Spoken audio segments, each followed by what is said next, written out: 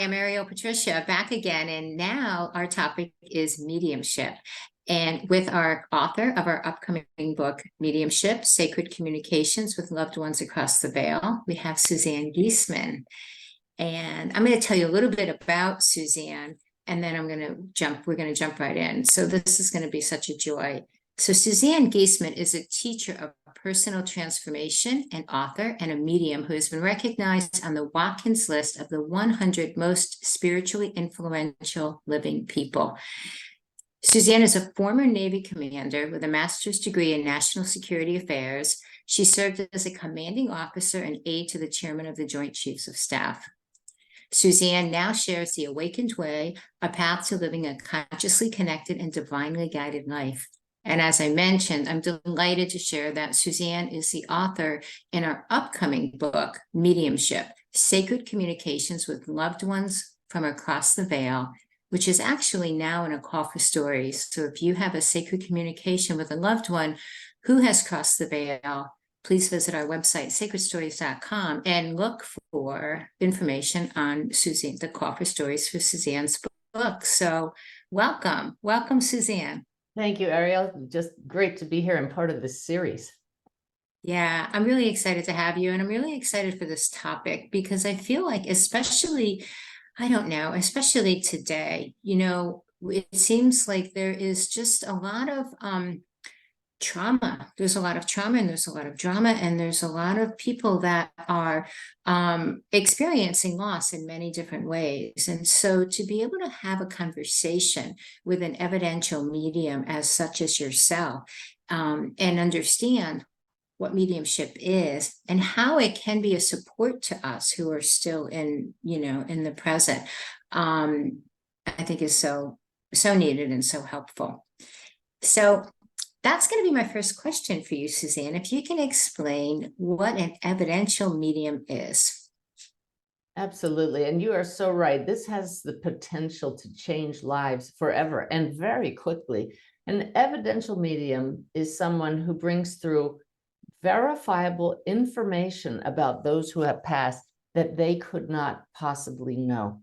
So the evidence are facts, details, personality, characteristics about the person who has passed that come from that person directly in a two-way communication across the veil through the medium, and shows the person still here that their loved one still exists. Can you talk a little bit about your personal experience with mediumship? Maybe before we get into what mediumship, how it helps us, maybe explain a little bit about why this is such an important topic. And how you're a teacher of it. Yeah, you shared my background, very left brain, that military background, serving at the highest level. I didn't think about the afterlife. I didn't realize there was a greater reality. I wasn't concerned about death until I retired from the Navy. Actually, back up a little, 9/11, I was up close and personal as a witness to both Manhattan and the Pentagon on that day as the chairman's aide. That started me asking questions about the afterlife, but it wasn't so personal that I stayed with it. I didn't get answers at the time. And then my stepdaughter died in 2006. And that caused me to ask questions again. Why do some people die young? Is this life all there is? But most importantly, can I still connect with Susan? Because I just knew she couldn't be, quote, dead and gone. I saw her body at the funeral, and I just knew, Ariel, in that moment, there is something that enlivens the body, and it's the spirit. So the most life-changing moment for me was when I took my husband to a medium and had a reading 7 months after she passed. Within 1 hour, my whole worldview was knocked on its end, because that medium brought through evidence about our Susan that she could not have possibly known, including bringing through a little baby boy who was with Susan, who she wanted to introduce to us. And Ariel, Susan was pregnant with a baby boy when she was killed by lightning. So you can see, I see by your reaction, that was how my reaction was. just absolute stunning, because I made sure this medium didn't know my last name, knew nothing about us. She brought through Susan's personality and many things she couldn't have known. So suddenly I wanted to know everything I could about mediumship, and I dove in. And at first I was only going to write the books about two very well-known and excellent evidential mediums, which I did.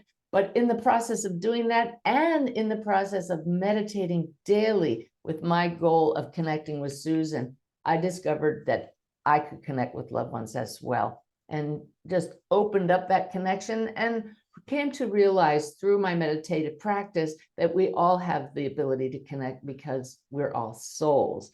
But meanwhile, the potential of mediumship to heal someone's grief, to open people to the understanding of who we really are as souls in a physical body, is all there in mediumship. It is a sacred practice that's available to all of us. I think you almost answered my next question, which was about, one of the benefits of mediumship, but you speak about how it brought you, and I'm sure your husband, some great peace or inner peace in knowing that Susan and your grandchild, were well and were still with you in many ways. Yes. Well, we met a man just the other day, Ariel, and within minutes discovered what we shared in common is both of us have a daughter across the veil. And this man, he's going about his life seemingly normal, but he admitted she was killed in a traffic accident. And he said, I'm just so angry. And I cry in the shower every day so nobody sees me. This has been going on for 2 years for this man. And as I listened to him, I knew, you sit with me for one mediumship reading and we'll change that, because we'll show you your daughter still is part of your life and she still exists, and you will meet her again. I have changed people's lives by the thousands with the awareness that, my gosh, this is them. They're still here. So the healing potential, as we mentioned, is profound. But it goes beyond that to the deeper metaphysics of who we really are, because this man said he spends every day just asking why. Here's this beautiful young woman who had everything going for her, who was killed instantly. And that is the question people ask, but it's the wrong question. The proper question is, what can I do to honor my loved one who has passed? Because the why is revealed through mediumship. When we understand that we're all souls and we don't die, and that life is eternal and ongoing, then why is no longer a necessary question, because if we don't die and we're still learning and growing even across the veil, why just is a nonsensical question. It was their time, we don't know, but the bottom answer is they're still here. So how do we learn to connect with them, and how do we honor their lives? It's love. The bottom answer is love. We've been more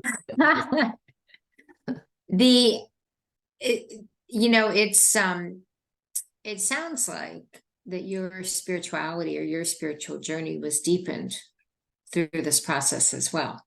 Oh, exponentially. And I see it over and over and over with those who I teach mediumship to, and those who just begin meditating to connect themselves with their own loved ones. Once you quiet the human mind that's constantly jumping around, people are familiar with the term monkey mind. Once you sit quietly and come to know that there's this light within you, you realize that the love that we're seeking outside of ourselves is right here. And to connect mediumistically, we have to become quiet. When you realize that your loved one is still here from having a reading with a medium, and you realize you can learn to connect with them, you're more motivated to go into the silence.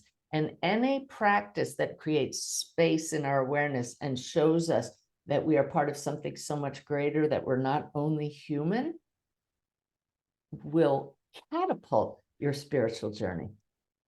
Yeah.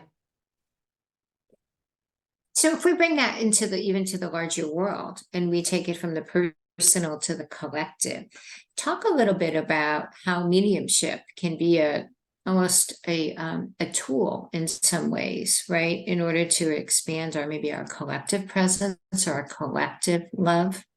Absolutely. As we learn to connect across the veil, as we notice the signs that our loved ones are sending, as we receive communication from non-physical beings, our inner light literally turns up. Those across the veil see us burning brighter. That's the love, that's our true nature, that just turns on and turns up. It never actually goes out, of course.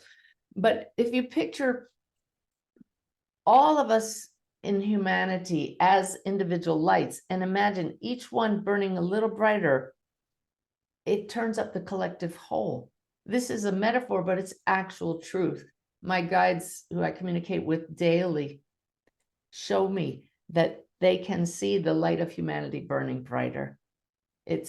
They say we've gone from the dark ages, and they jokingly say these are the dim ages, because all you have to do is read the headlines to see we have a ways to go. But books like these in the series are helping all of us to turn up the lights of humanity, and it's infectious.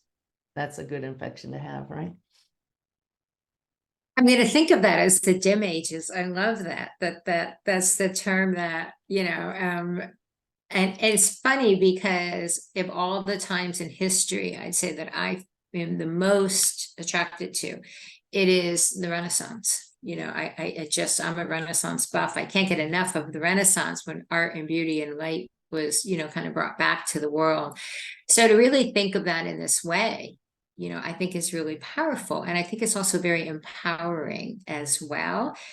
And I find it really interesting. Maybe you could speak on this, but we're talking about an experience for people that is one of, I would say the most terrific or traumatic that they could experience in this life.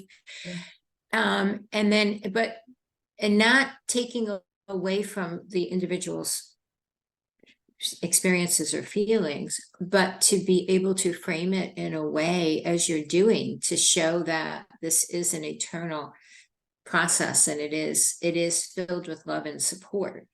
That's right. I'll tell you, you talk about affecting people here. I recently did a reading for a gentleman, and his son is across the veil. And the son across the veil said that his brother here has a dog whose paw is hurt. And the father didn't know about that. But he said, my other son is suffering terribly because his brother passed. Well, after the reading, he validated that his other son has a dog whose paw was hurt. Well, then the son said, may I have a reading? And I was able to do that reading for him, brought through his brother, who said to him, stop thinking about trying to join me here. And he was absolutely correct. The other brother was thinking of taking his life because of his grief. It was so bad over losing his brother. But once he found out he hadn't really lost his brother, and received guidance from him and some future information about a relationship that was waiting for him here, he's a changed person. He's off the antidepressants that he was on, but I'm not sure he's off them. He was told he can get off of them now because he doesn't need them. Once he found out that his brother still knows what's going on in his life, is part of his life, he moves forward with him. And that's what mediumship allows us to do. Suzanne, the work you do is just so incredible and so needed. And I'm just honored that we're working together, and that someone with you that can hold such a large container of love and light can guide others in this process. That you're doing it from a place of that deep love and understanding because of your own personal experience. Well, what's funny, Ariel, is that I take it for granted now that people know what mediumship is and how it works. But my husband was a Navy ship captain, a destroyer captain, drove the battleship Iowa. He was very left-brained, but he went with me to that medium's reading, and he was sobbing because there was no doubt his daughter, Susan, was right there in the room with us. Life-changing moments. And it was years later, Ariel, that he finally told me, I didn't know what a medium was when you took me to her. He just went because he used to say, honey, I want to go to a medium. And he said that famous phrase from husbands, yes, dear. And he didn't know, and now he's married to one. We had no Right. idea I would one day be a medium and writing books about mediumship, but this is why this book is going to be so helpful, because people who don't understand it will be open to this whole new reality, and the stories and the personal experiences change minds, open hearts. It's validated that hearing stories of others' experiences opens us to having similar experiences. So it's just a wonderful series that you've produced, and the ones on mediumship will really open people to this sacred practice that's available to all of us.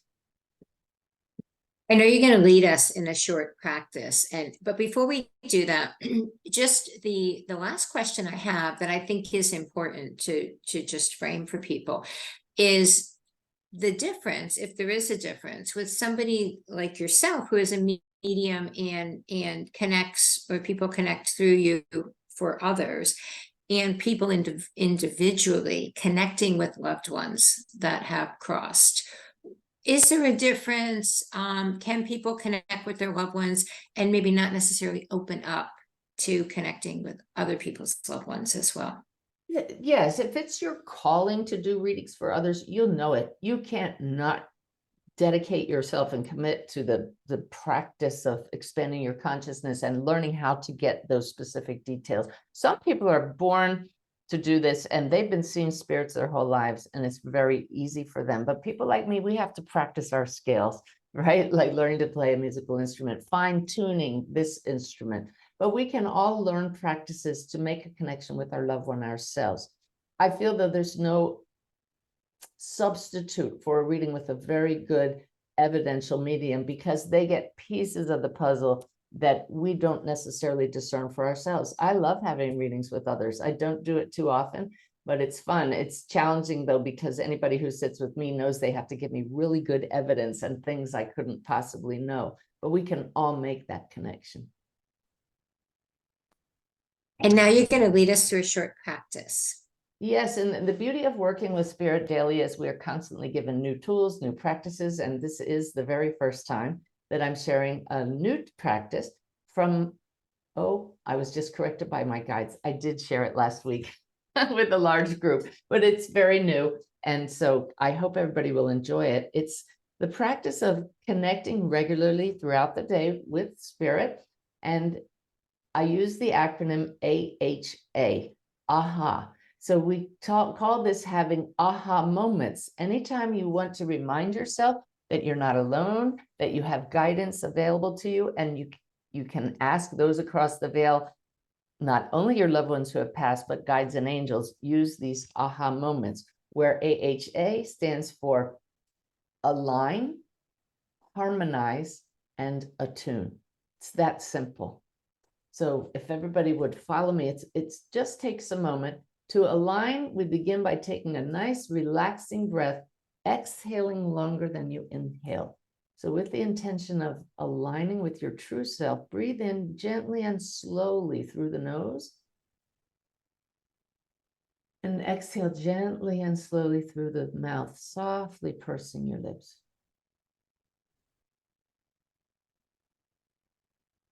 Let's do that one more time.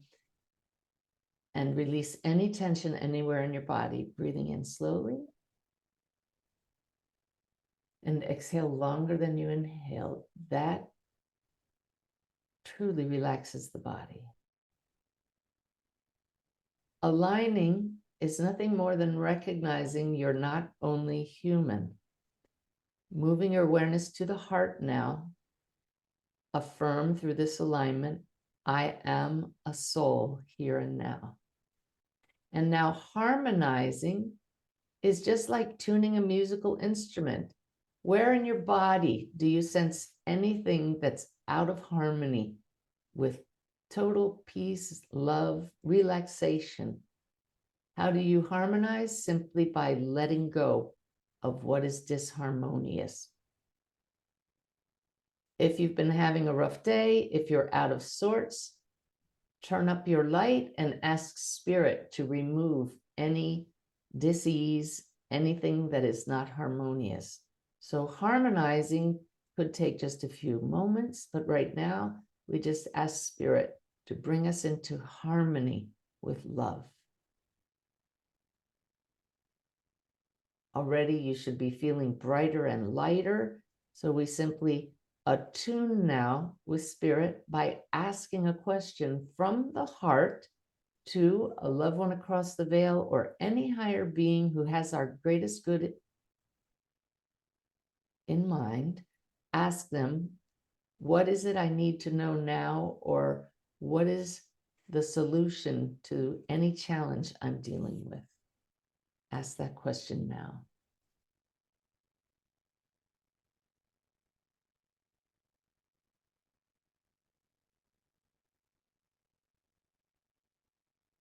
And this is a very brief practice. So just like that, many times because you paused long enough to align and harmonize, an instant insight will drop into your awareness. Even if you receive nothing instantly, because you asked so clearly from an aligned, harmonized state, you're going to be open to recognizing when the answer comes to you, whether it's in a sign or something somebody says, or that insight that drops in within the next 24, 48 hours. So these aha moments keep you in a state of being consciously connected and divinely guided. So I hope everybody enjoys using that practice. Suzanne, thank you. Thank you so much. And what I love about it is that it is so easy to remember, you know, especially with the acronym AHA. And that's what we're looking for. That's what we get when we tune in, right? So obviously brilliant. But I love the simplicity, yet, you know, how powerful it is at the same time. It is. Yeah. I connected with my father. Excellent. I did the practice and that fast. Fast. He just came right in. He came right in. It was like, okay, there wasn't a question. Okay, Dad, it's I hear you, you know. So thank you. Thank you for that moment. Suzanne, anything you'd like to leave our viewers with, you know? Yes, but my main practice is to teach people the awakened way of living. Very simple 3 principles. You are not only human. You're part of one big web connecting all that is, and mediumship will reveal that web very quickly and clearly. And the healing and creative force of the universe is love, which is the bottom line of what mediumship is about and what life is about. Thank you. Thank you. Suzanne Giesemann, renowned medium and author of our upcoming book, Mediumship, Sacred Communications with Loved Ones from Across the Veil. And as we mentioned, we are in the call for stories until the end of October. So visit our website, SacredStories.com, and find out more about Suzanne and consider sharing a story within her book. Thank you so much, Suzanne. You're welcome.